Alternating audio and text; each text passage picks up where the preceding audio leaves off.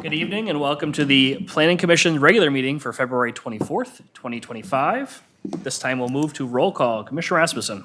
Commissioner Bott. Here. Commissioner Britton. Here. Commissioner Fisher. Here. Chair Frazier. Here. Commissioner Knable.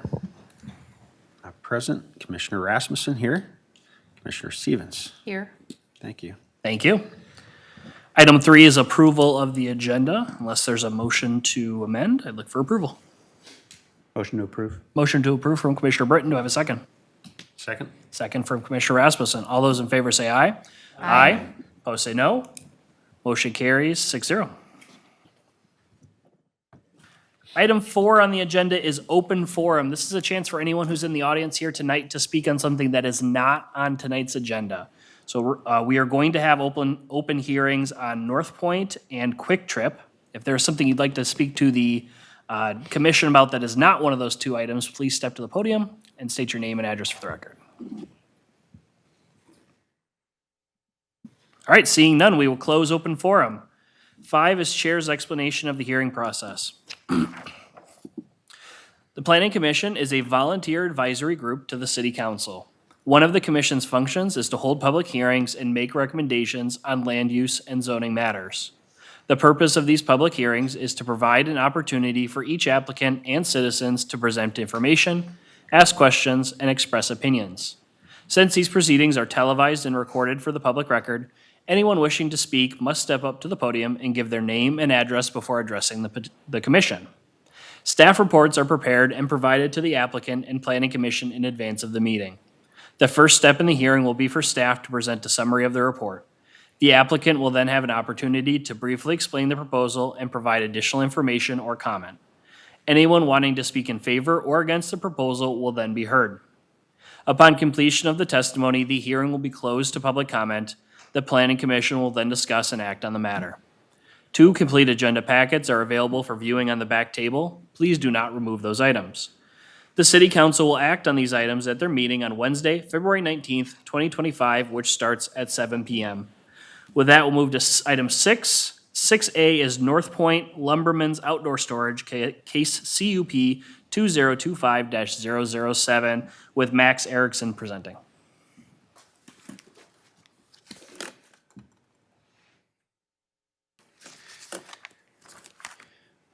Good evening, Mr. Chair, members of the commission. My name is Max Erickson. Happy to be presenting at my first Plan Commission meeting and hope to remain and present more projects in the future. With that, start with Northpoint.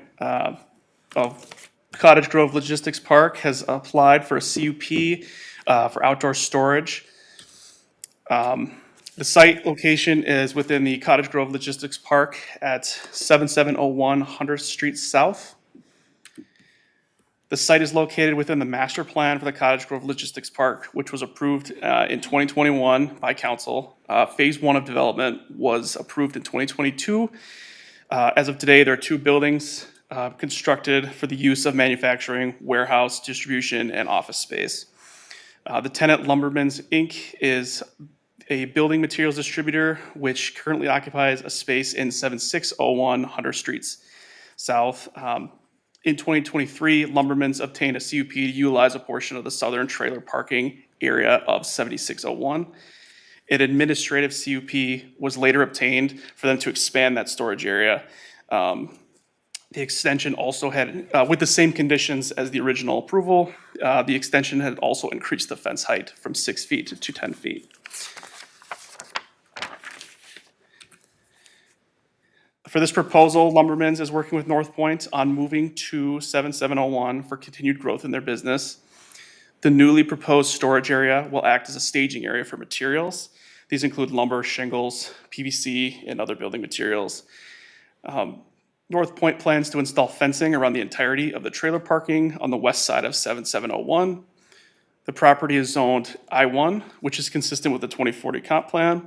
Outdoor storage is allowed for I-1 zoning, but requires a conditional use permit when it exceeds 5,000 square feet. The approximate proposed storage area will be around 54,500 square feet. Photo on the left is the existing outdoor storage. This photo was taken a few weeks ago. It fully screens the materials they have in there right now.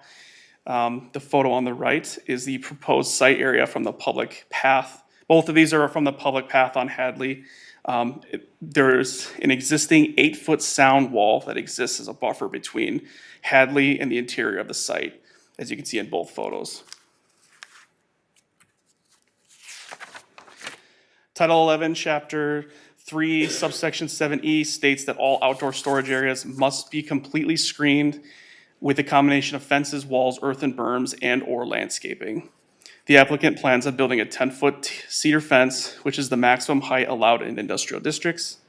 There will be 2 accesses to the storage area, 1 sliding gate at the north and 1 swing gate at the south.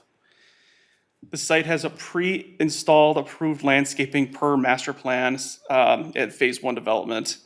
The fence design will be consistent with prior outdoor storage approvals for this development. The photo on screen is a rendering of what it will look like if approved. The smaller picture on the bottom is where the red line is kind of the sight line of where that rendering is taken from Hadley. Fence posts will be constructed to avoid obstructing stormwater features. Posts will be have lengthened intervals to avoid culverts and stormwater pipe that run underneath the paved area. And let's see, I can highlight this. So right here and here, kind of all along, there's a culvert that runs, captures the building runoff that runs underneath the pavement. And so all along here, and those fence posts will be lengthened intervals to avoid interfering with those. The storage site will utilize trailer parking space and not required vehicle stalls. The master plan was approved for parking amounts based on the principal use, which was manufacturing and storage.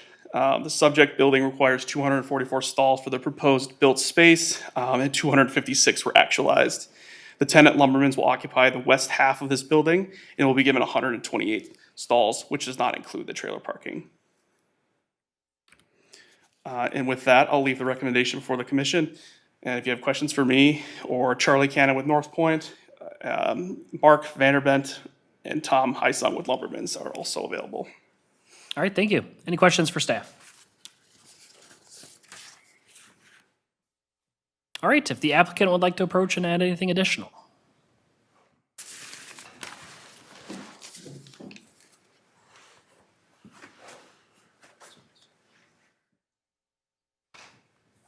Hi, Commission. I'm Charlie Cannon with Northpoint Development. Just wanted to say thank you again for your time tonight, and Max, thanks for all your hard work with this being your first one. So we appreciate it. And Mark and Tom, thanks for your continued partnership here. Just one thing I'd like to add with the existing outdoor storage at Building 1, that fencing will be removed. And in fact, some of it's going to be used for Building 2. So, that'll transition over to Building 2, and then whatever other materials aren't used will be discarded of properly, and the asphalt will be repaired and replaced at Building 1, and there is no longer a need for outdoor storage there. And that's all. Thank you. Thank you. Any questions for the applicant? Commissioner Britton. So you mentioned some of it would be removed, but then you said that, is it all going to be removed? I'm sorry, yes, all of it will be removed. Some of the sections will be reused at Building 2, but from Building 1, all of it will be removed. Okay, Yeah. thank you. Any further questions? Commissioner Bott. So why do you need this additional outdoor storage space, although you have this indoor space newly available Sure. in the building too? Yeah, I'll defer to Mark and Tom if there's any operational specifics that they'd like to add.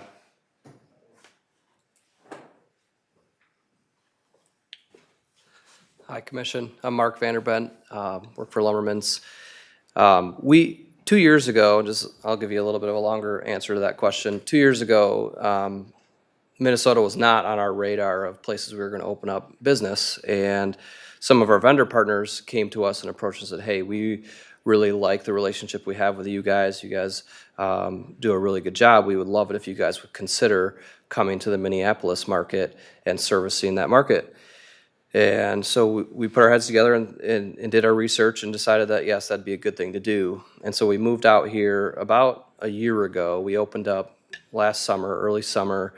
And since then, the market has been really, really receptive to us and our business. And so as a result, we quickly realized that the 90,000 square feet plus the current outdoor storage was just not going to be enough for what we needed to do to stay within the restraints and to service this market. And so we quickly worked with Charlie and their team to say, hey, what can we do to get more space to accommodate this growth in business? And so as a result, we've made this move and need this move to continue to service this market and the growth that we expect into the future. Thank you. Any further questions for the applicant? All right, thank you. Thank you. Thank you. At this time, we'll open public hearing on the application. Anyone wishing to speak for or against can step to the podium, state their name and address. All right, seeing none, we will close public hearing on the application. Any further discussion by commission? Commissioner Rasmussen. Feel like it makes sense. It seemed to work out pretty well on their project last year. I haven't heard of any complaints. It looks nice. Just trying to expand, so I don't see an issue with that. Commissioner Fisher. I'll add too that it's exciting to see somebody come in, because I mean, a lot of us were on the commission with the Northpoint development. So it's kind of cool to see a company come in that was kind of like, ooh, Minnesota. And now you're expanding so much that you need more space. So I think that just says a lot to the location and, you know, the success of not only Northpoint, but your business. So congratulations on that. And I agree, it seems pretty straightforward, the application. Any further discussion? I'll just add that I'm glad that it's working out for you guys and you're needing the space to move in and that business is going well. The other thing I will add is that we've had this outdoor storage at the other location before this move. There's been no complaints. There's been no issues with code enforcement. So it seems like it's not going to cause the problems that we're looking for in a conditional use permit to change that. And so I would be in support of the move and the change that's recommended here tonight as well. So with that, unless there are any further comment, I'd look for a motion. I will make the motion to approve the conditional use permit, subject to the stipulations in the staff report. All right, we have a motion from Commissioner Fisher. Do I have a second? Second. Second from Commissioner Rasmussen. Any further discussion on the motion? Seeing none, all those in favor say aye.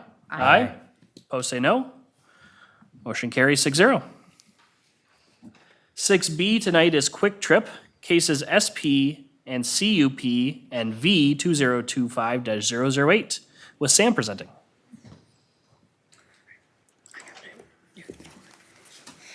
All right, just 1 second. And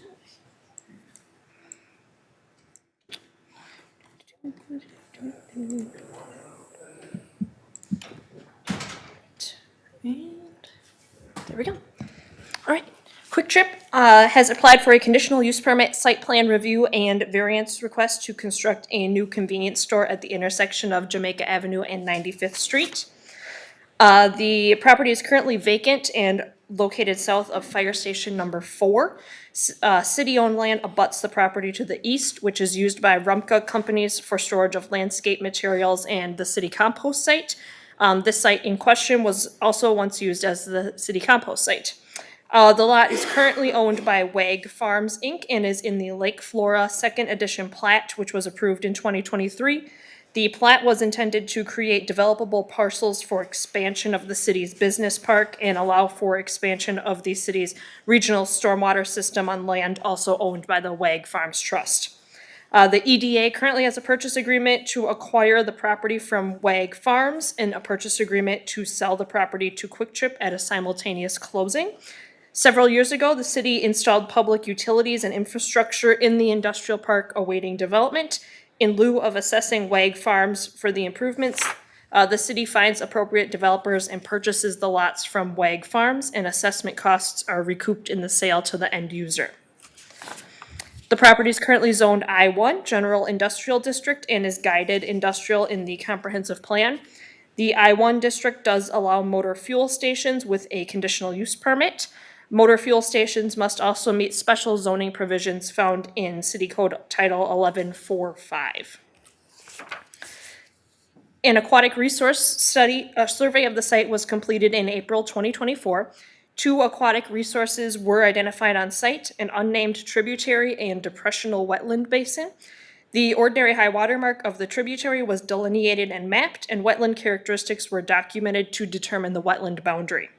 With this information, Kwik Trip altered their preferred site layout to minimize impacts to that tributary and avoid wetland impacts, including avoiding excavation or filling that wetland. A 135 linear foot stream crossing was able to be designated that is permittable as a Tier 5 impact. The maximum Tier 5 impact is 150 linear feet. The applicant is proposing a convenience store with fuel dispenser canopy and commercial diesel dispenser canopy. The store will be a single-story building owned and operated by Kwik Trip, Inc., which operates in 6 states and is based out of La Crosse, Wisconsin. The applicant anticipates hiring 25 to 30 employees to operate the store 24 hours a day, 7 days a week. All structures will meet the required property line setbacks and building height restrictions of the I-1 district. 3 driveways will be constructed off of 95th Street. The driveways vary in width to accommodate larger truck traffic accessing those commercial diesel pumps. A right-in, right-out driveway will be installed on Jamaica Avenue because full access is not needed due to the distance between the existing full access intersections at 95th and 97th Streets.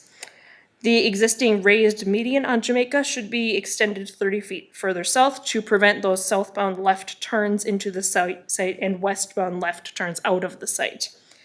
The intersection of Jamaica and 95th and the traffic signal there were upgraded in 2019. Therefore, no improvements are needed as the intersection, well, with the signal as it operates with video detection. The city will review and adjust signal timing as necessary after this project is completed. An 8-foot wide trail will also be installed along the west and north sides of the site to facilitate pedestrian access from Jamaica and 95th Street. The city will also be coordinating with Kwik Trip to ensure acceptable access will remain to the city's compost site. The image here shows the proposed adjusted access, which may need to be refined once elevations of both sites are considered and both parties provide input. An access agreement must be entered into between Kwik Trip and the city to allow access to and from the compost site on 95th Street. All right. The City Code 1134 for the motor fuel stations requires 4 parking spaces for gas stations plus 2 spaces for each service stall. However, Kwik Trip is not having any service stalls on site.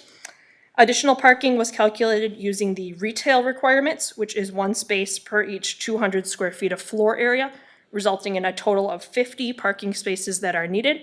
Kwik Trip is proposing 58 total parking spaces, 38 parking stalls, and 20 spaces at the fuel service pumps. The use of the service pumps as parking space is acceptable given the high turnover of the vehicles at the pumps. The applicant has requested a variance to off-street parking, drive aisle, and truck staging setback. The off-street parking and drive aisle is required to be at least 10 feet from interior, side, and rear lot lines. Due to the restricted buildable area on site, the driveway setbacks required from the Jamaica Avenue intersection, and the need for wider driveways to accommodate those larger vehicles, the applicant has proposed to construct the drive aisle over the east property line onto city-owned property. An encroachment agreement between the city and Kwik Trip will be prepared for a 22-foot wide, 300-foot long encroachment, including that parking area. Findings of fact are included in the Planning Commission packet for this variance request. The building must be composed of at least 65% Class 1 or 2 materials, using at least 2 different Class 1 or 2 materials, and no more than 10% Class 4 materials. The applicant's submitted plans meet these requirements. The gas pump canopies must be constructed of a material that matches and complements the principal building. The applicant will need to submit revised plans showing the canopy columns with brick to meet those architectural standards. Minimum landscaping is required by City Code 11312. The applicant's proposed landscape plan meets these landscape requirements by planting trees and shrubs within the sodded area along Jamaica and 95th Street. A tree inventory has not yet been completed for the site. The applicant will be required to submit a tree inventory to staff before any grading permits can be issued. Up to 50% of qualifying tree inches may be removed from the site before mitigation is required. And so a majority of the site will be maintained without tree removal.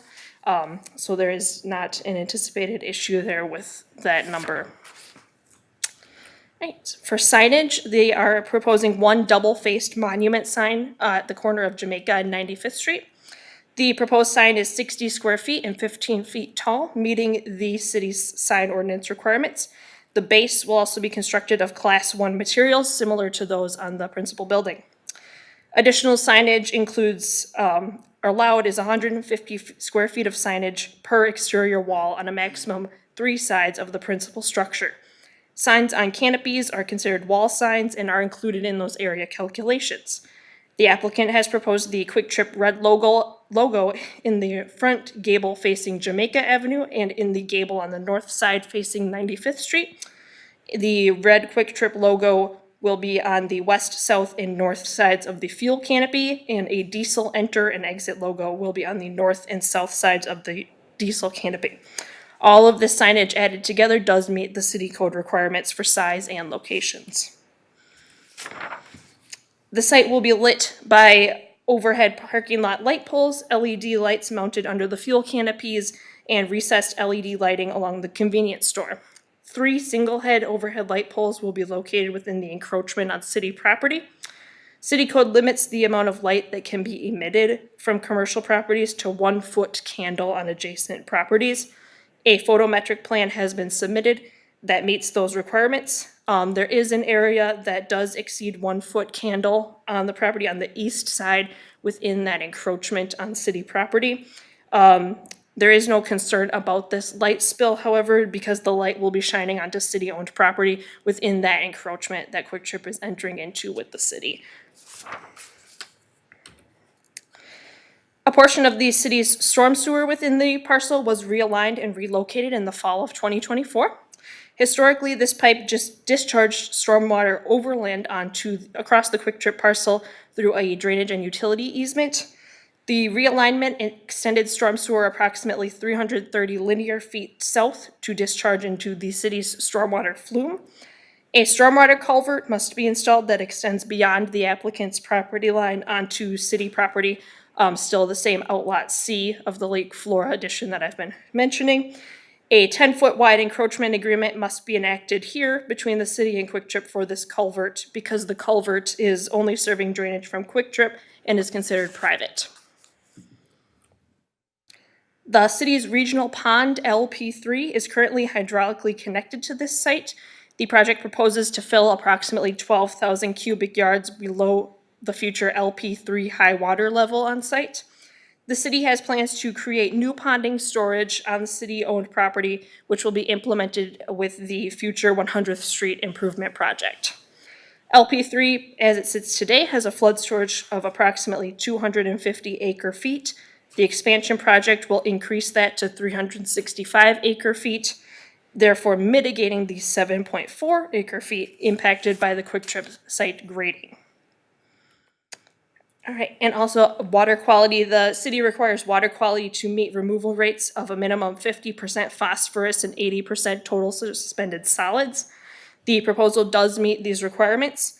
Since infiltration is not allowed on the site, the applicant cannot manage total phosphorus discharge on site. Therefore, credits must be purchased for off-site mitigation. This slide talks about City Code Title 1145, which is pertaining to those motor fuel station standards. The proposal does meet all of these standards as presented. All right. So on the screen before you are 2 recommendations that have been prepared for consideration.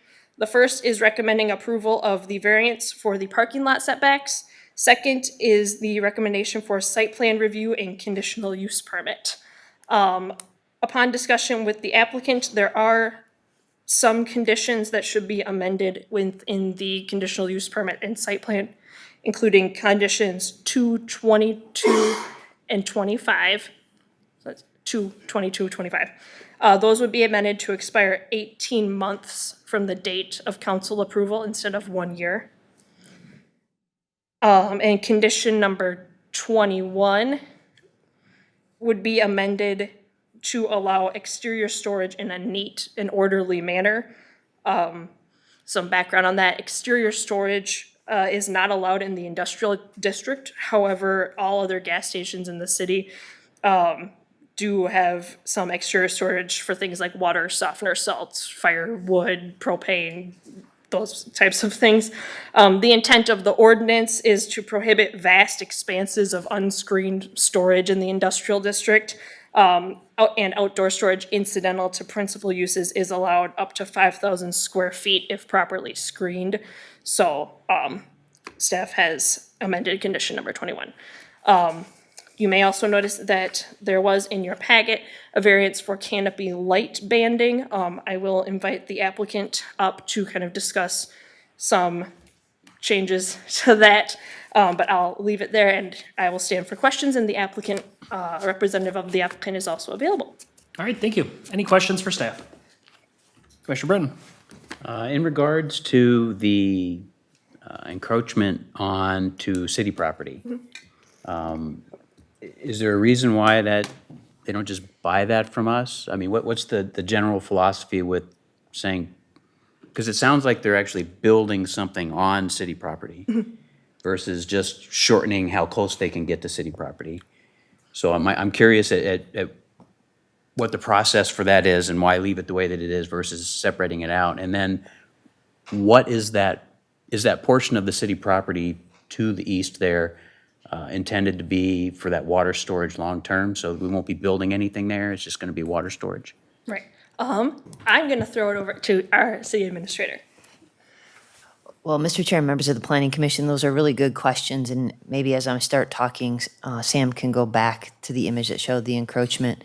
You know, as you saw on the site, when we originally had anticipated Kwik Trip, we anticipated they were actually going to be able to use all of the acreage of the site. And you have seen that less than 35% of the site is unusable based upon how the stormwater bisects the property.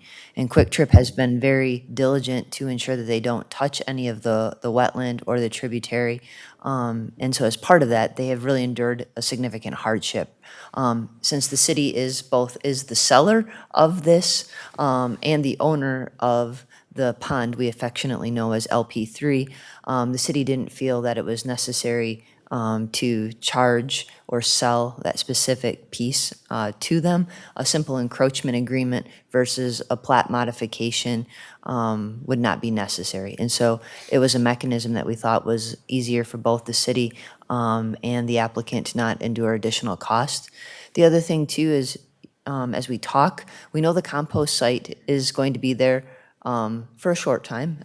We do have a lease with them, but beyond 5 years, we don't necessarily see them existing there, and so we do have to help them find a permanent home. So we anticipate that we would start constructing LP3 in conjunction with the 100th Street reconstruction. So I know you guys have seen that project as it goes out to connect with Highway 61, and at that time, we would start that excavation work, and at that time, we would start to relocate the compost site. Okay, thank you. Any further questions? Commissioner Bott? How long is the encroachment agreement going to be?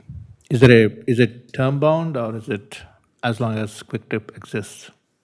Mr. Chair, members of the commission, at this time, we've drafted it with no termination, so indefinitely in existence.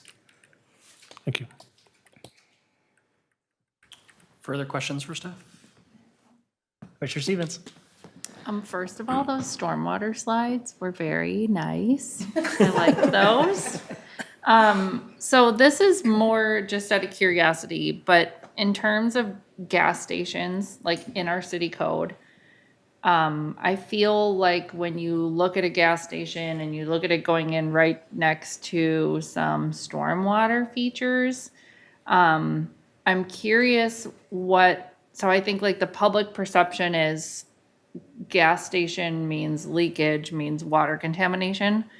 So, or groundwater contamination. What sort of measures are either in our code or just maybe like standard gas station development measures today that protect the groundwater resource, which is so close? So I know they can't infiltrate, but thinking about just what sort of like makes its way in accidentally, how does that stay protected?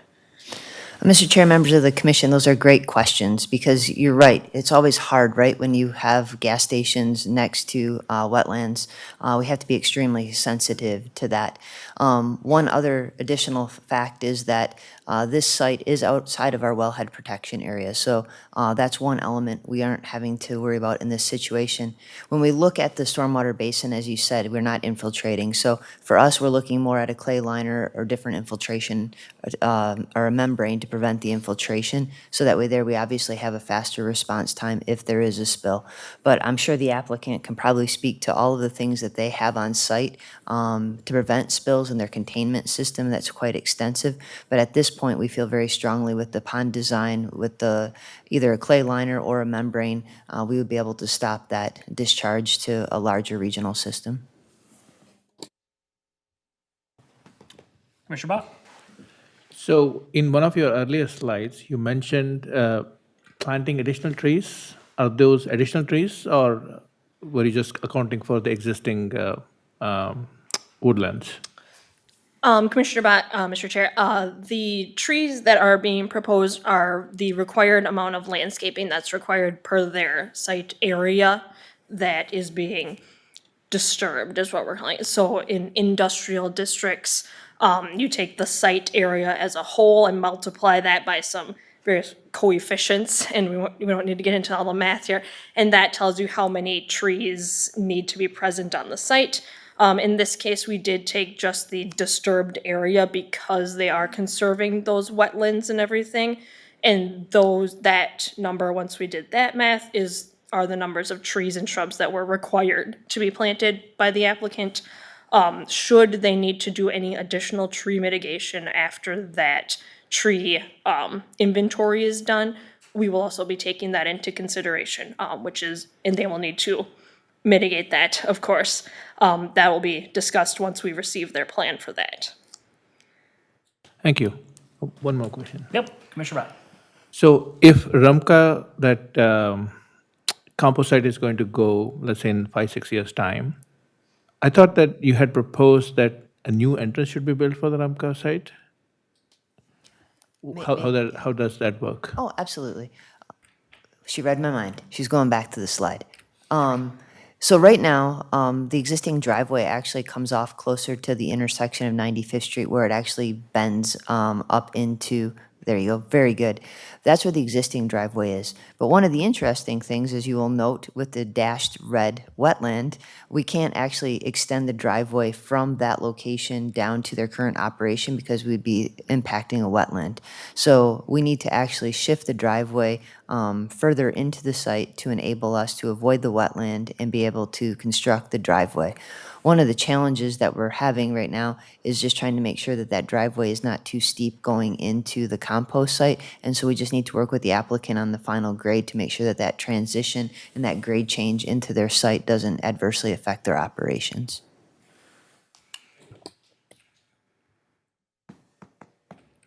Any further questions? All right, thank you. Thank you. This time, if the applicant would like to approach and add anything additional.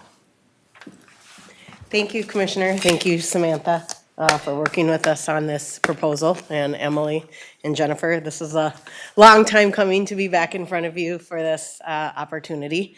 And one of the things I just wanted to address was the variance in the condition, the denial of potentially of no light band on our canopies. We understand the spirit of the ordinance, and I did my own little research in your city on the gas stations, and 3 of the Holiday gas stations, obviously none of them have canopy banding lights, but the buildings do. The buildings have a bright blue banding light around the building itself, around the car wash entrance, around the monument sign. We are not asking for any of those light bands around those features. Our building actually doesn't have a light band around the structure. but we are asking for the light band on the canopy.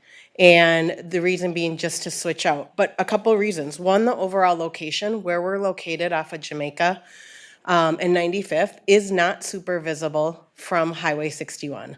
And as many of you know, our main purpose is convenience and visibility. People want to be able to see before they get to us, to not make a quick blinker and cut someone off to get over. So it does help with our visibility. People look for that band to identify where we're at. The second part is we're not asking for a variance for a sign. We normally would like a taller pylon sign for that visibility also, because we're tucked back into the industrial park, but we are not asking for that. And we know off-site signage also is not allowed. So we feel that might be a fair trade-off. It is a part of our brand identity, which people identify. Out of our 850 stores, there's only 15 that don't have that red banding, because it's a significant part of how we look in the community. I think, as you guys can tell by the materials we use, we pride ourselves on using the highest quality materials. So we don't feel it's a true billboard-looking light. It's a professional, very meets the LED photometric and does not go off the site. The other part is that we're not next to any residential, and we're also not next to any retail or business. If you look at the current gas stations that are in your community, they're all in very well-lit, well-driven retail business areas. We are not. We're the only business that will be in this industrial park, and that's why we are asking for consideration for this variance. The other part is we can also dim that LED light band. So many people aren't aware of that, but we can actually dim that LED light band that goes around the canopy. Because we're in the industrial park, I think from a safety aspect, and because we're adding the trail and encouraging people to walk, even hopefully from the community that might be to the west of us, lighting, all of it helps provide safety for people. And that's really what our spirit of adding it is, from branding and a safety standpoint. So we would just ask that either consideration of dimming the light strip be considered, or we could do the light strip with no lighting, but just have a red strip with our logo.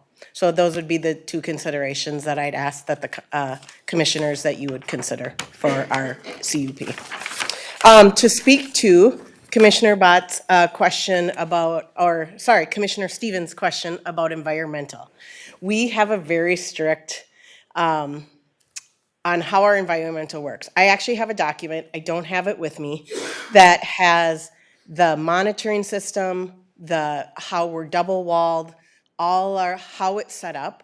This system has passed in wellhead protection areas. So I am happy to send that document to Emily and Jennifer and Samantha to forward to you guys so that you can see how strict our own guidelines are in regards to the tanks and infiltration of stormwater, because it is very important. And I actually have a project myself in one of the communities that is in a wellhead and was able to go in because I provided this document to show them what we actually do to protect that. So I will take any other questions that you, the commission, may have. All right, thank you. And I don't think we caught your name at the Oh, sorry, Lisa Watson, real estate manager for Kwik Trip, All right, thank you, Bloomington, Minnesota.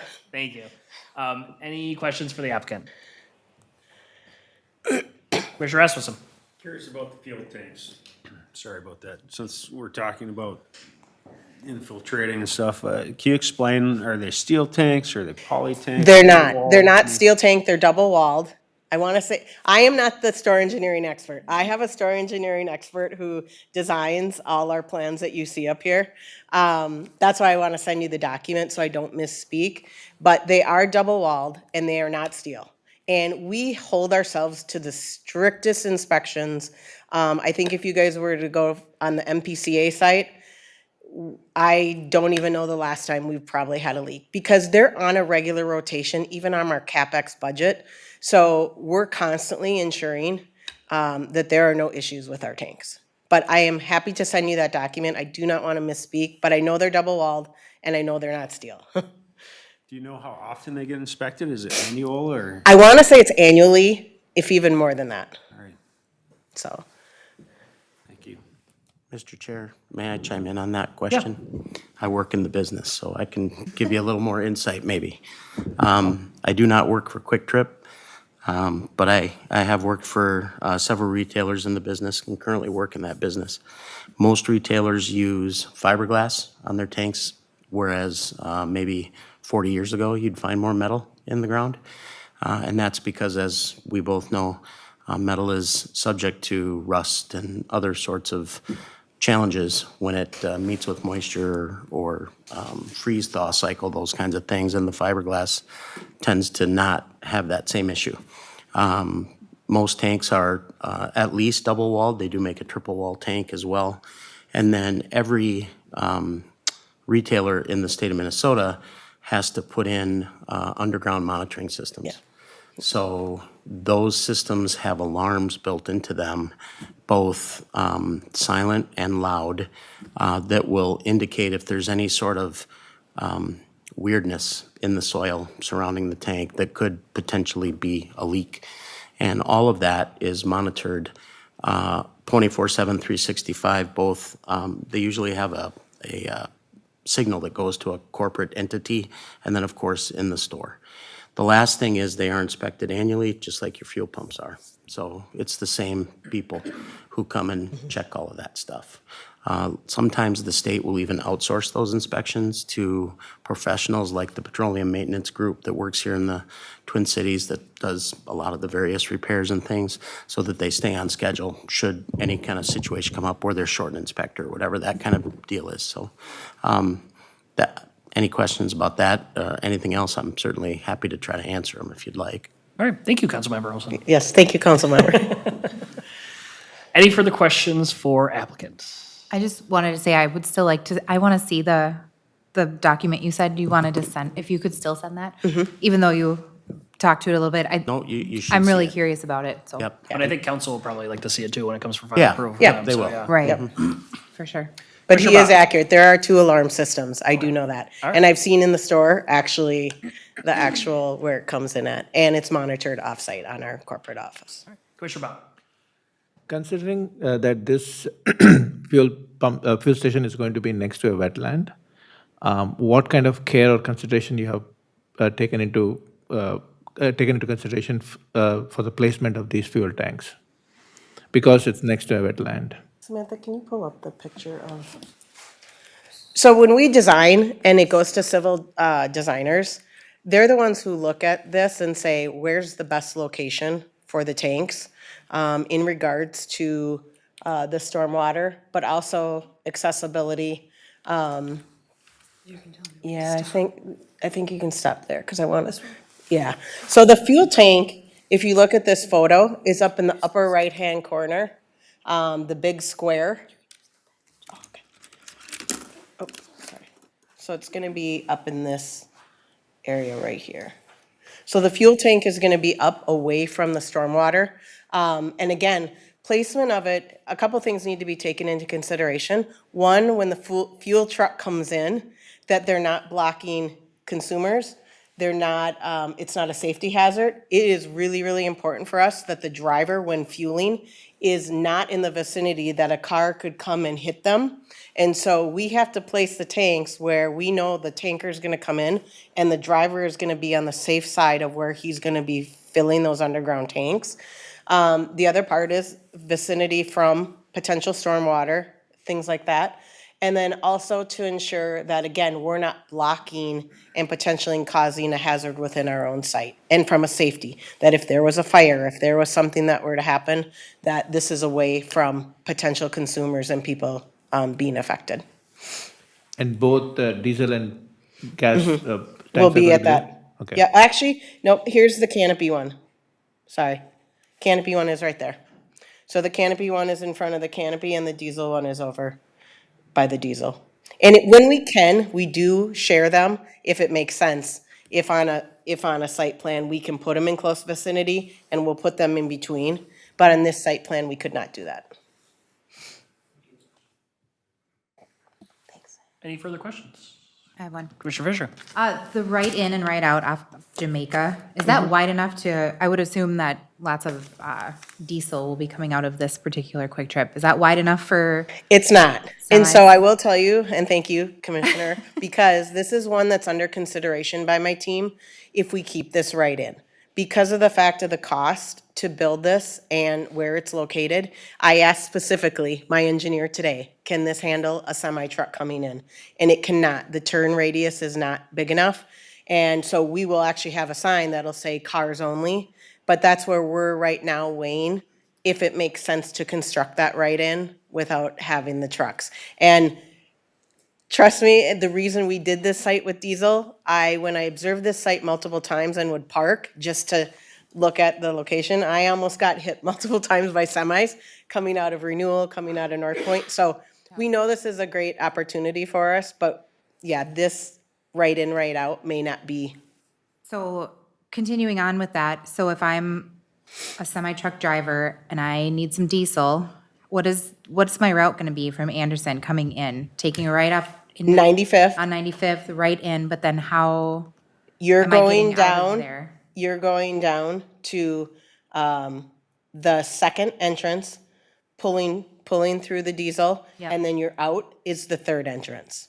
So we're gonna loop them around the backside Oh, so and come like out. where the encroachment area is? Yeah, where the They're gonna encroachment take, area like, a is. left. Yep, Okay, yep. gotcha. Did you consider, maybe not, changing the diesel and the regular canopy? Because I just feel like that's, I don't know. I feel We like have that's kind of our- a weird, like, Louis. Just for so a you big know, in semi to take. engineering, they use there's a program they can use to do the turn radius of the trucks. Yeah, And it would not work in that front area. We actually need to have it sure. and behind this, we'd prefer that the first thing customers don't see is actually the semis on Jamaica. It's usually a request we get all the time, that the diesel canopy is behind the store or away from the main traffic. Okay.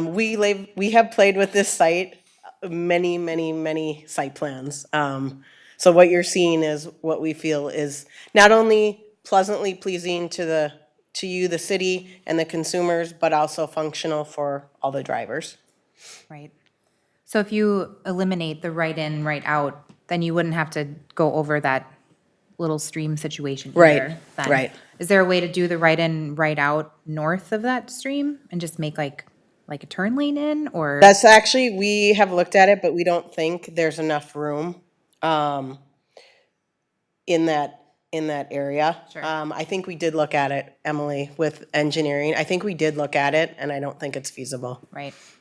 I'm not here to move a driveway. I just know like you're gonna have a lot of semi-traffic. I mean, Yeah. that's just the reality of the situation. And I think putting a sign there, cars only, I mean, in theory, sounds great, but also I think people are gonna try to wiggle in there. And I think it might be, well, I mean, nobody Yeah.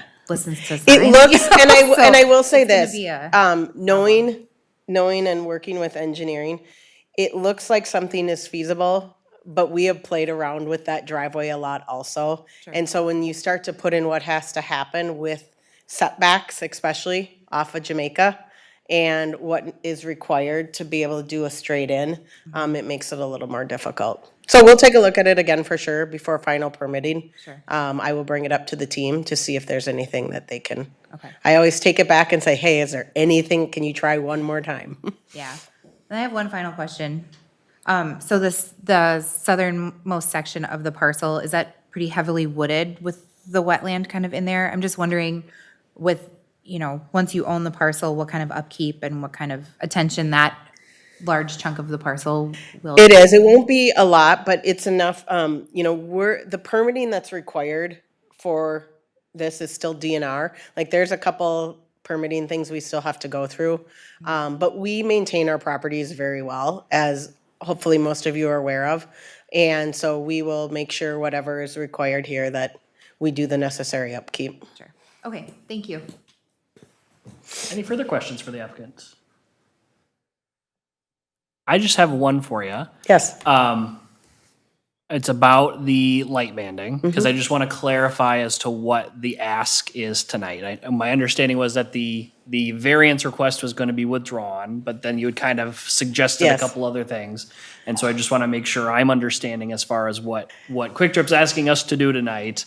I'm asking, I asked for the variance to be withdrawn. Okay. And asking in consideration, either we do a plain light plan, just a plain one with our logo, or if consideration would be given to a recommendation to have the light band dimmed. And again, my reasoning is the other stores have a band, it's just not on the canopy. We don't want it on our store, we don't want it, and we don't have a car wash entrance at this location. So really, the amount of light banding is only on the canopy, and that's the consideration and ask that I would be asked by commissioners, that you consider that instead of on the stores and the buildings, it's just on our canopy. Sure. Okay. Understood. Can I ask a question? Commissioner On Fisher. top of that, maybe for staff, I'm sorry. So are bands allowed on buildings but not on the canopy? Because I'm seeing in the packet that it keeps specifying like it's not allowed on the canopies, but it is allowed on buildings. Is that correct? Commissioner Fisher, Mr. Chair, yes, that is correct. Bans are allowed on buildings, signs, car washes.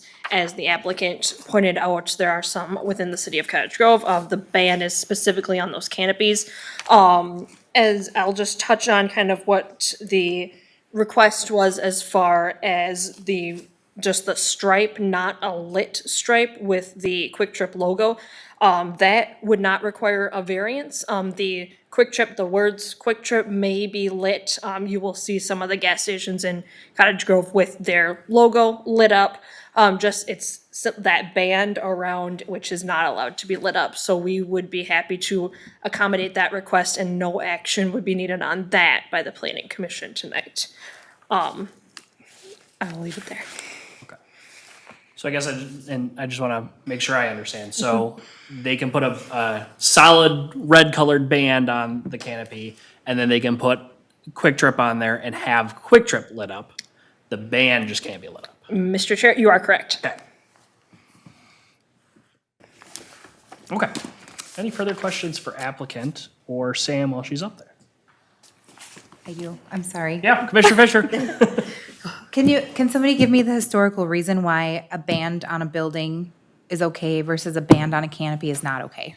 Because as I was reading the packet before you even spoke, I was kind of like, that seems a little odd to me. So I guess maybe if there's some historical information that can help me understand why it's put that way in the code. Well, Mr. Chair, members of the Planning Commission, since I think I'm the one that's been here the longest, I can maybe tell you the historical reference to it.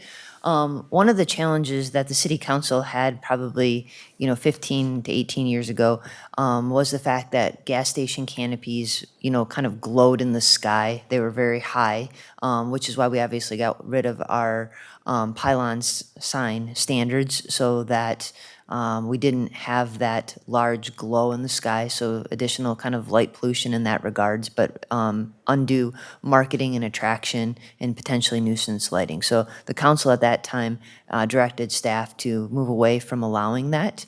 But as the applicant noted, there's nothing that prohibits the principal structure, the soffit area, from being lit. Some have obviously, with new lighting technology, taken that to their advantage with the way they have the LEDs on their soffits of their building. And so that's the history that's been there. And I guess one clarification, related to condition number 19, I need to make sure that I understand. The applicant is saying that they'd be allowed to install the LED band, but they're saying they would not turn it on or operate it. So we need clarification of that, or is it just a painted red stripe, just so that we ensure that that condition is correct? Thank you, Jennifer. For clarification, I think we would want to be able to install it and not turn it on in case the city council and commissioners ever decide that this would be allowed.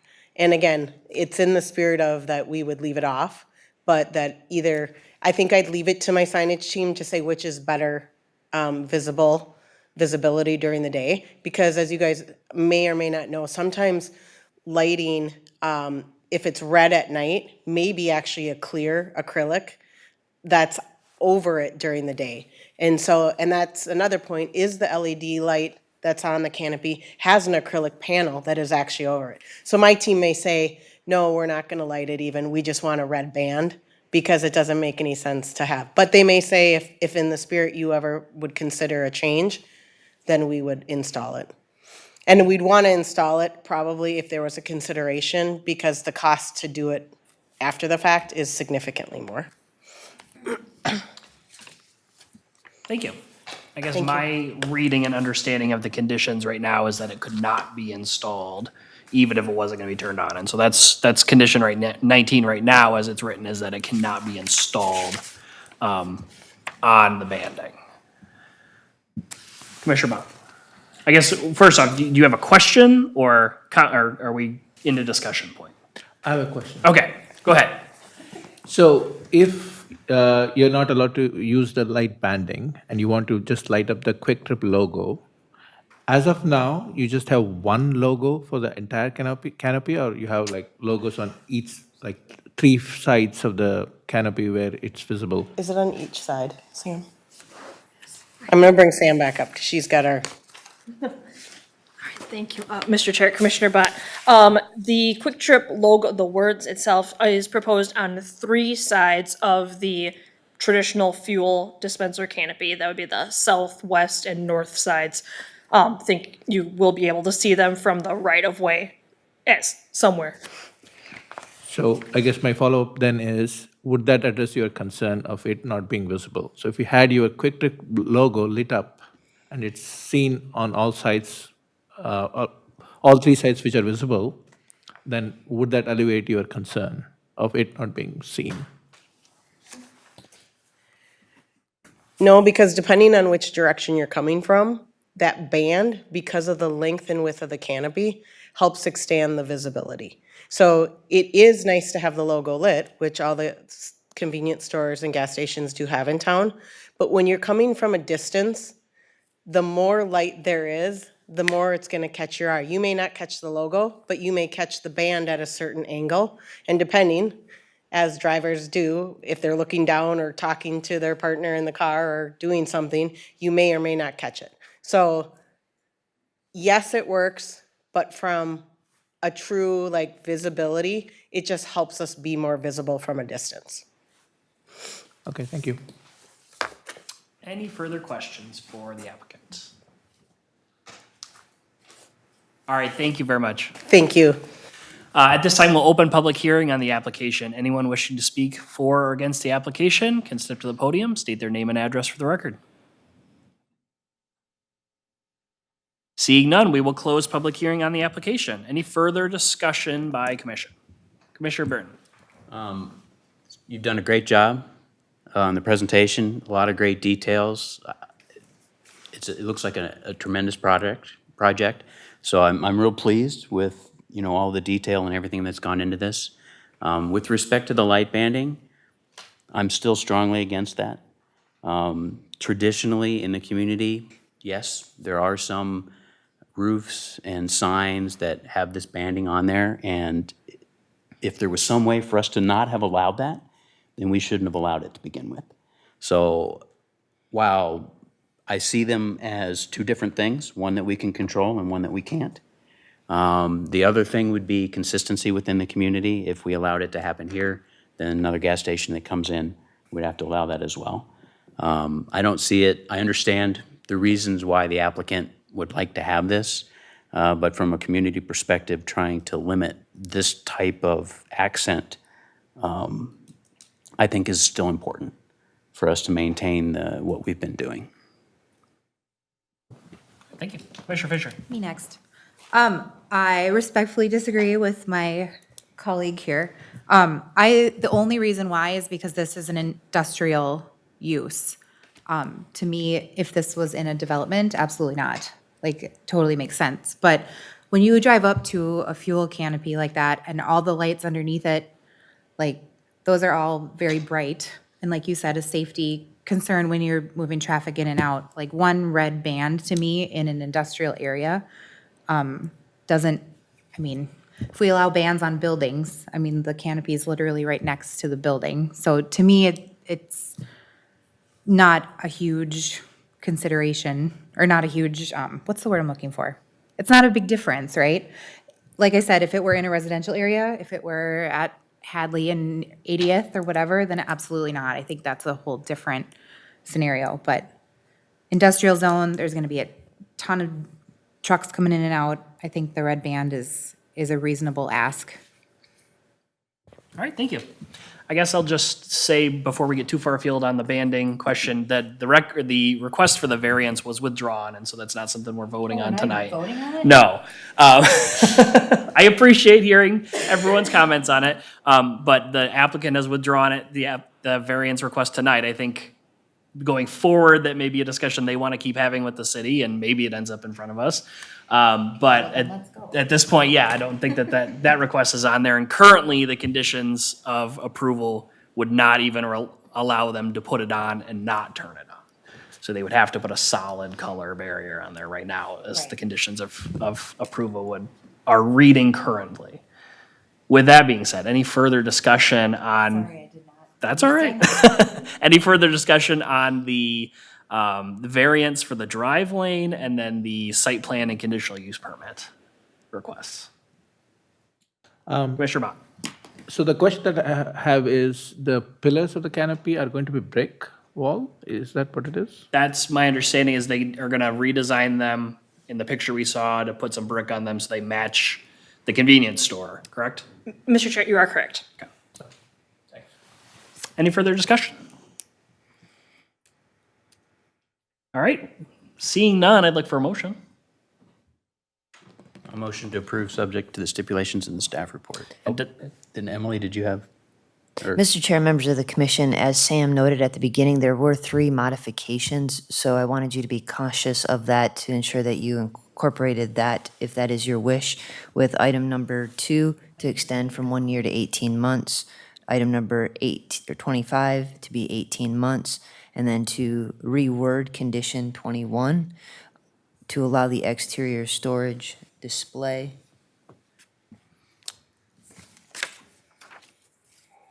Oh, and condition 22 to extend to 18 months as well. With condition number 21, for that exterior storage, display, or sales of merchandise is permitted in a neat and orderly manner in all of the commercial pads and at the pump station. So I would. Administrator Levitt beat me to it. I was just about to ask you, does that include the recommendations that Sam highlighted for us? But so does that motion include those changes we heard here tonight? Yes, it does. All right. So I have a motion to approve, subject to conditions stipulated in the staff report with the amendments that Sam highlighted for us in her presentation. Is there a second to that motion? I'll second. Second from Commissioner Rasmussen. Any further discussion on the motion? The only thing I will say is, again, thank you, I think, for a very good presentation from both of you. It seems like this project, this piece of land has probably been a little more difficult than it was originally anticipated when Kwik Trip started looking into it, but I know people in the community are very excited about Kwik Trip coming. And so hopefully we will see you here for a very long time. So with that, is there we're having a motion, we've got a second. All those in favor say aye. Aye. Aye. Opposed say no. Motion carries 6-0. Item number 7 is approval of the minutes. Unless there is a motion to amend, I'd look for approval. Motion to approve. Motion to approve from Commissioner Fisher. Do I have a second? I second. Second from Commissioner Bott. All those in favor say aye. Aye. Opposed say no. Motion carries 6-0. 8 is reports. 8A is recap of February 5th and 19th city council meetings with Emily presenting. Mr. Chair, members of the commission, going back to February 5th, the only item that I wanted to reference was the Prairie Dunes final plat that was approved by the council on the 5th. That's 120 single-family homes south of 100th Street, if you recall. It's been some time since you've seen that preliminary plat, but Pulte worked through that final plat and again approval. So likely we'll see some activity down there yet this year. Moving to February 19th, the council did approve the reappointments of Commissioner Bott, Commissioner Stevens, Commissioner Britton, and Chair Evan Frazier. So thank you again for an additional term, 2-year term on the commission. Wholesome, council approved their annual 2025 mining permit that was before you in January, so that will allow them to continue their mining activity as has been for quite some time down on the island. And then finally, the Lockridge Development Council did approve that project at their February 19th meeting. Again, that's 183 total units with that mix of single-family and townhomes on the Walter Sorf property at Jamaica Avenue, kind of at the north side of the city. But with that, I will certainly offer Councilmember Olson if you have anything to add this evening. Thanks, everybody. Pardon my voice. I've been fighting the grunge for a while, so I'll keep it very short and very sweet. If you have anything for me, I'm here to answer any questions. I'm not going to do a lot of talking tonight because my voice is a little rough, but we do have a guest in the room. If you haven't yet met our new council member, Dave Clausen, he's sitting to my left. Just listening in. Yep. So Dave, worked for the city of Cottage Grove for many years as a police officer, paramedic, and we're lucky to have him aboard with his vast institutional knowledge of kind of how the city works, and his experience in the public safety realm will be invaluable to us. So I just wanted to make sure you knew who it was who was sitting out there watching you guys do your business. Anything for me? Anything for Councilmember Olson? I have a question. Commissioner Yes. Fisher? What was the fate of the walking path for Lockridge? Sure. The fate of the walking path was we chose to stick with the original plan, which was behind the properties that would be directly in front of the body of water.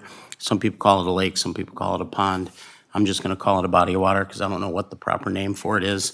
But what I will tell you is staff took a lot of the feedback that you provided at the last meeting, and also got a lot of feedback from all the various council members, because many of us actually went out to those homes and met with those homeowners and walked the properties and tried to understand the lay of the land, as it were, with regard to how close to a trail would a backyard be and those sorts of things. And they made some very nice adjustments to the plan around screening for the trail with some different, either shrubs or tall shrubs or trees that will help provide a little bit better sense of, I don't know if it's security or privacy or a combination of the two that people were worried about. But we ultimately felt the best option was to stick with the plan to go around the body of water. We did consider the wood walkway in the water, but terribly expensive and requires an awful lot of maintenance, et cetera. So we ultimately chose to stick with the original plan. Any other questions? Any further questions? All right, thank you. Thank you. Item B is response to Planning Commission inquiries. We did get a letter from Crystal about Jamaica and 70th Street Military Road. And so I would consider that one closed, unless anyone's got anything else on that one. Okay, C is Planning Commission requests. Any requests for staff? I do have, I guess, one thing, since we talked about it during Kwik Trip. Currently, are gas stations and other businesses in Cottage Grove allowed to have light banding on their buildings, or is that one that is grandfathered in now? Mr. Chair, members of the commission, our code as written does not prohibit light banding on principal structures. Okay. I don't know if anyone else on the commission would join me in this, but I think there were a couple businesses that were mentioned tonight that have that, and I think there was some discussion, I think by you, Emily, of new technologies that allow light banding that makes it a little brighter and causes some of those, I think, light pollution issues that we were concerned about with the canopy lighting. And so I would ask staff if we could look into discussion about whether or not that should be something that continues and what the benefits and the cons are of regulating those, so. Commissioner Brennan.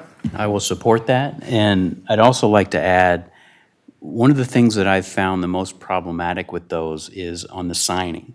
not necessarily the building, which I'd be fine with the building going away too, but the neon lighting on the Holiday, you know, right out in front of Cub was so unbelievably bright. My photo grays would dim if I pulled up to the light.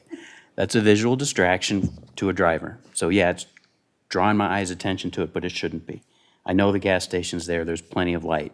So that amount of light in an LED type of line is not a broad diffuse illumination. So if there's anything that we can do, if it's not the buildings, if even the signs, and I would also extend that to businesses such as like the smoke shops that have their windows lit up like Christmas trees 24/7, that it's a visual distraction when I should be concentrating on the road. Yes, have signage, it should be indirectly lit. I shouldn't have catching something out of the corner of my eye that I know we don't allow flashing, which is incredibly important not to. But if we could somehow decrease or have some type of consistent method of preventing a little Vegas type atmosphere with the amount of lighting that's come out of some of these instances, that would be great. I want to add something too. Commissioner Fisher? Since we're on the light subject, so I think it would be important to consider, because we have such a humongous industrial zone, like consider if there are different implications of lighting in an industrial zone versus the residential too, because I think that's important to distinguish. When you've got lots of semis rolling around, I think more light is better. Commissioner Stevens?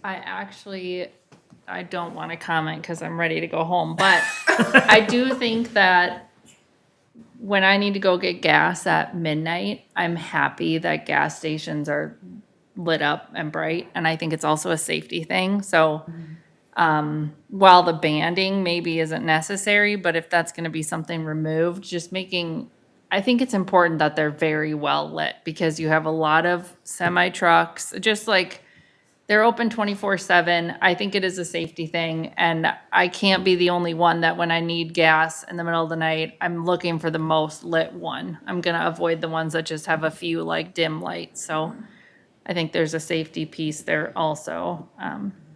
So that's all.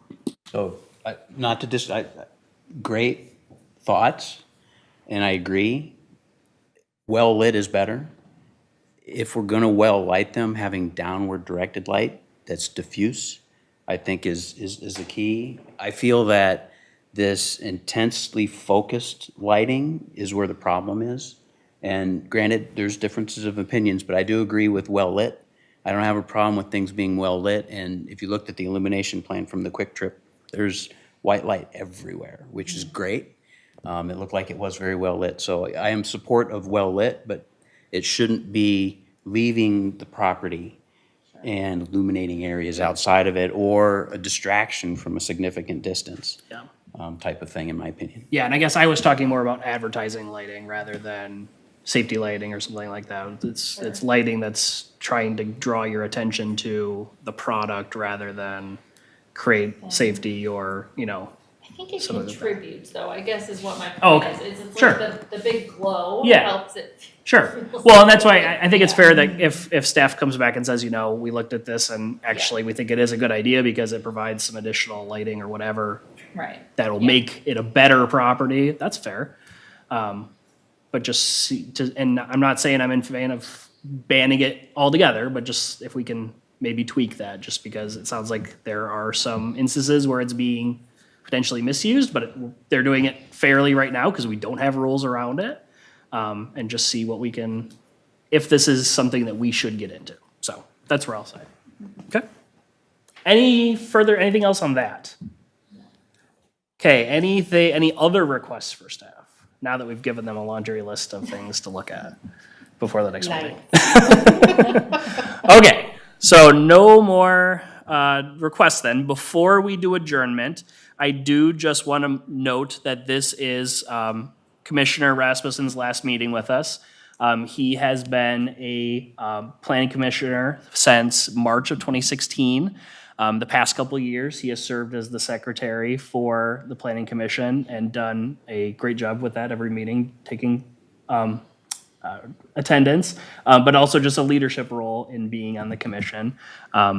Derek, I know I can always trust that you'll have a good question for the applicant, or at least provide your opinion when we're talking about discussions, so we're not just all sitting here quietly before we take a vote. You asked very insightful questions. You've obviously had a lot of experience on the commission and seen a lot during the city, and so I want to thank you on behalf of the rest of the commission and the city for serving on this role. I know it's, just from my experience on it, it's not always an easy one. It's not always one that makes everyone like you a lot, but it's a very important role, and you've been taking time out of your family and your life to come and do this. And so I do want to thank you for doing that for the city of Cottage Grove. Thank you, appreciate it. Yeah. All right, with that, I would like for a motion to adjourn. May I hold you for just a moment? Yes. If it would be acceptable with the chair, maybe we could come down in front and get a nice picture. Yes, I didn't know if we want to do that before adjournment or after. Yeah, We can let's do it come on before. down. All right. Yeah. If everyone else would like to join me in front here.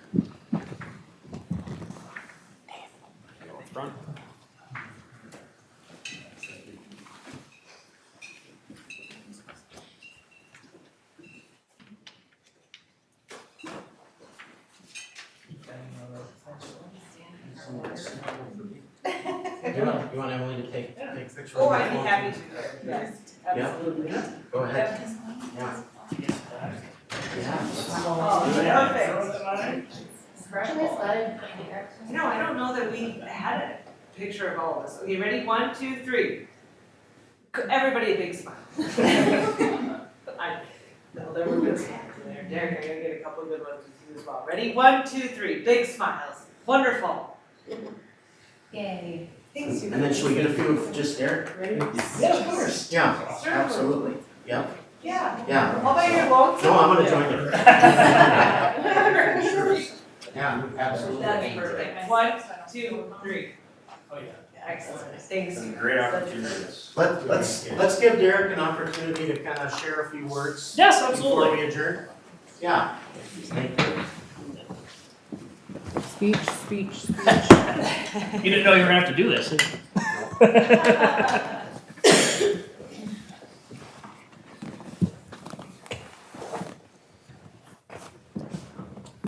Yeah, this is nice, thank you. Look forward to hanging this in my office.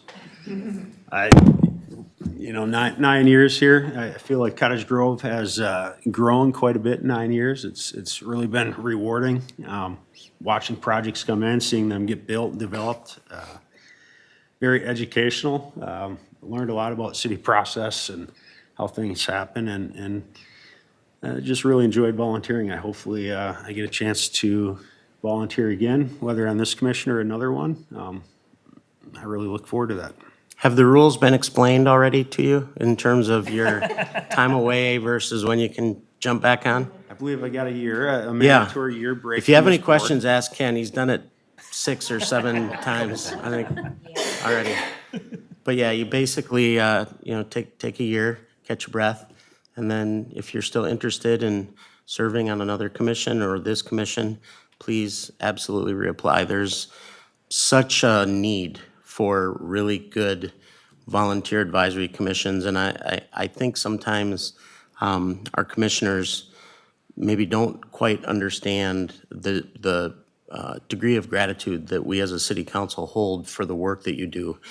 You have to remember that part of our job is we have to know a little bit about a lot of things. And when we get those big packets on a Friday of 700, 800 pages of stuff that we have to do, one of the first things we look at is, what did the commission think of this? And a perfect example of why that's such a critical thing is when you think about the action that you took 4-3 on that development, Lockridge development, last go-around, you then prompted many of us on the city council to actually go out to the site, to meet with the neighbors. I know Dave did. Did Dave leave? Dave did. I did. I believe Councilmember Garza did as well. I'm not sure about the mayor, but he intended to. So generally, he does do things like that. But because you had that robust debate amongst all of you, with various backgrounds and experiences and different pieces of knowledge, like Derek, for example, I believe you're a construction manager, right? So you come at the problem from one angle, whereas Evan, who's an attorney, comes at the problem from another angle. Whereas Ken, who's an engineer, comes at the problem from a completely different angle. And then, all of you bring that specialty. And what that does for us is it helps us know that whatever decision was made went through a very rigorous review process.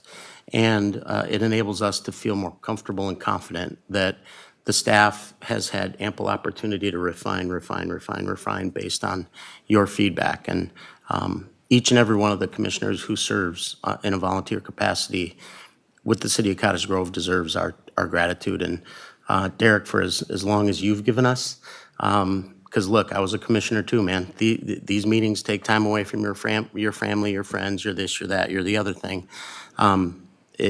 It really means a lot. So thank you so much for dedicating that time and investing your time in this city. With that, Mr. Chair, back to you. All right, thank you. Would you like to make the motion to adjourn then? Motion to adjourn. All right, I have a motion to adjourn from Commissioner Rasmussen. Do I have a second?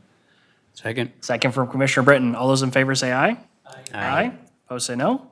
Motion carries 6-0. We are adjourned.